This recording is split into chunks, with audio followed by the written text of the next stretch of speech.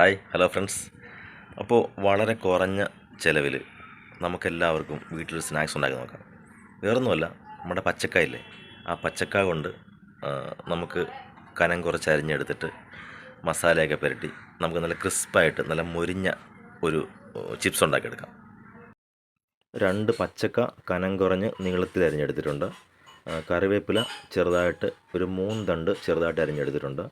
പിന്നെ ഒരു 3 പച്ചമുളക് കനം കുറഞ്ഞ് വട്ടത്തിൽ അരിഞ്ഞെടുക്കുക. പിന്നെ വെളുത്തുള്ളി ഒരു 5 അല്ലി വെളുത്തുള്ളി ചെറുതായി അരിഞ്ഞെടുക്കുക. അടുത്തതായി വേറെ ഒരു പാത്രം എടുക്കുക.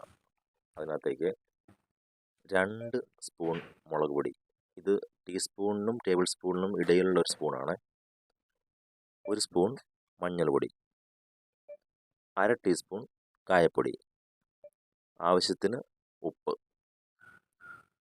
ഒരു 2 ടേബിൾ സ്പൂൺ മൈദ. ഇത്രയും സാധനം നല്ലതുപോലെ യോജിപ്പിച്ചെടുക്കുക. ഇതിൻ്റെ നല്ലപോലെ ഇളക്കിയെടുത്തില്ലെങ്കിലേ ഇതിൻ്റെ ഉപ്പും പല പല സാധനങ്ങളും അവിടെ ഇവിടെയൊക്കെ ആയി പോകും. ഇനിയിപ്പോൾ നമ്മൾ അരിഞ്ഞു വെച്ചിരിക്കുന്ന പച്ചക്കായും പച്ചമുളകും കറിവേപ്പിലയും വെളുത്തുള്ളിയും എല്ലാം കൂടി നമുക്ക് ആ മസാലയിലേക്ക് ചേർത്ത് കൊടുക്കും. ഇങ്ങനെ ചേർത്ത് കൊടുത്തതിന് ശേഷം നല്ലതുപോലെ അത് മിക്സ് ചെയ്യണം. ഒരു സ്പൂണോ എന്തെങ്കിലും കൊണ്ട് നല്ലതുപോലെ അത് മിക്സ് ചെയ്തെടുക്കണം. ഇതിൻ്റെ എല്ലാ ഭാഗത്തും ആ മസാല നല്ലവണ്ണം പിടിച്ചിരിക്കും.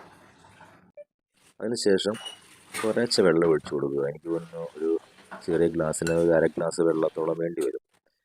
നല്ലവണ്ണം മിക്സ് ചെയ്തെടുക്കും. ഇനി ഒരു പാനിൽ എണ്ണ ചൂടായി വരുമ്പോൾ അതിനകത്തേക്ക് ഇതെല്ലാം കുറേശ്ശെ ഇട്ട് കൊടുക്കുക. തീ കുറച്ച് വറക്കാൻ ശ്രമിക്കണം. കാരണം തീ ചൂട് കൂടിയെന്നാൽ ഇതിൻ്റെ പുറം ഭാഗം പെട്ടെന്ന് കരിയും, ഉള്ളു വേഗത്തില്ല.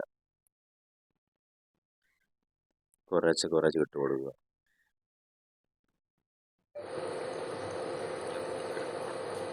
അപ്പോൾ നമ്മളുള്ള ഒരു സ്ലൈസർ എടുത്ത് നമുക്ക് ഇളക്കി കൊടുക്കാം. ഇളക്കി കൊടുക്കുമ്പോൾ കട്ട ഉണ്ടെങ്കിൽ ചെറുതായിട്ട് പൊടിച്ചു കൊടുക്കണം. ഈ കട്ട ഉണ്ടാകുന്ന സ്വാഭാവികമാണ്. കാര്യം ഈ കട്ട ഉണ്ടാകാതിരിക്കാൻ വേണ്ടി ചിലപ്പോൾ ഇതിനകത്തേക്ക് ശകലം മുട്ടയുടെ വെള്ളയോ എന്തെങ്കിലും ചേർത്ത് കൊടുക്കും. അപ്പോൾ ഉണ്ടോ ഇങ്ങനെ വരാതിരിക്കാൻ വേണ്ടി മുട്ടയുടെ വെള്ള ചേർക്കുന്നത് നല്ലതാണ് നമ്മൾ മിക്സ് ചെയ്യുന്ന സമയത്ത്. അപ്പോൾ ഇങ്ങനെ കൂട്ടി പിടിച്ചിരിക്കത്തില്ല.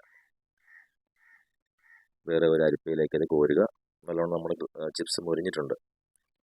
കോരി എടുത്തതിന് ശേഷം ഒരു പേപ്പറിലേക്ക് ഒരു ടിഷ്യൂവോ എന്തെങ്കിലും ഇട്ടിട്ട് അതിൻ്റെ മുകളിലേക്ക് ഇട്ട് കൊടുക്കുക. അപ്പോൾ ആ എണ്ണയെല്ലാം ഈ പേപ്പർ വലിച്ചെടുക്കും. അതിനുശേഷം ഇതൊരു പ്ലേറ്റിലേക്ക് മാറ്റുക.